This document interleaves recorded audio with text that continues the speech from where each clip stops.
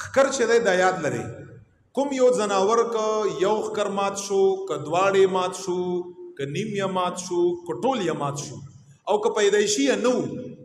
که یو ځناور خکر پیدایشي نشته په هغه باندې قرباني جایز ده او که کوم ځناور خکر وو او مات شو یو دواړه ټول لږ ډیر چې هر څنګه مو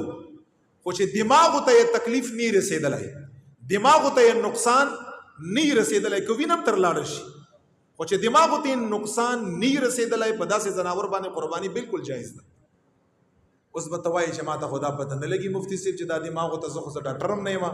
چې دا ما ته به دا څه پته لګي چې دماغو ته اوس تکلیف رسېدلی دی او دماغو ته تکلیف نه دی. امر ته دین بیان کړی دین یو شی هم نه پرېښودی. ګورئ چې دماغو ته یا اثر رسېدلی که نه هغه ته خوراک سکاک کېږي هغه به خوراک او سکاک نه که چې کله په دې ښکر باندې د غرض وخوري یا یو ځناور سره ځان وجنګوي یا دیوال یا بل داسې یو ښکر یا مات شي طور ته خوراک سکاک کېده که هغه یې په صحیح طریقه باندې کاوه بس دغې ځناور دماغو ته نقصان نه رسېدلی او که هغې نه مخکې خوراک کاوه او د هغې نه پس اوس خوراک نه کوي نو دغې ځناور بیا دماغو ته نقصان رسېدلی دی. لہذا په دغې ځناور باندې بیا قرباني نه ده جایز او دې وجې نه ده جایز چې دماغو ته یې نقصان ورسېده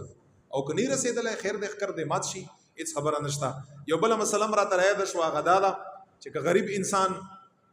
چې په هغه باندې قرباني واجب نه وي او هغه ځناور راولي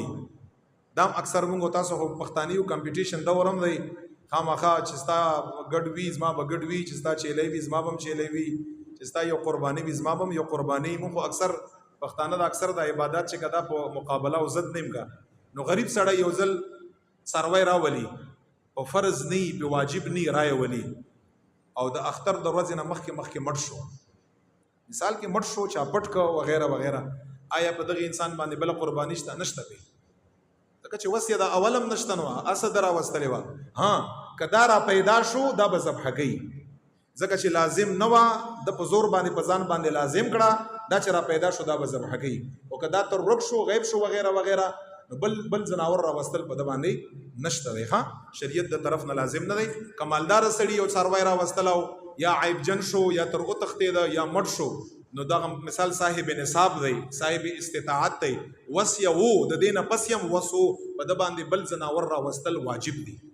ځکه د قرباني یا نه ده کړې قرباني او که هغه انسان هم په اول کې صاحب نصاب و ځناور یې راوسته او وس یې ځناور راوستو نه پس د بل ځناور استطاعت او طاقت نشته بس په هغه باندې بیا قرباني واجب نه ده. او که یو ځناور داسې و چې ځناور تا واخیسته صحیح او تا سره اختر نه مخکې عیبجن شو مړ نه شو شته خو عیبجن شو چې کوم عیب شریعت منع کړی دی هغه پکې راوواته نو اوس مسله دا د دوه صورتونه دي که دغه انسان وس و بل ځناور باخلي داسې ځناور باخلي چې هغه عیبجن نه وي او که دغه انسان د بل ځناور وس نه بس دغه ځناور هم د دپاره کافي دی ذبحه دی که د دغه انسان په دغه ځناور باندې قرباني کیږي.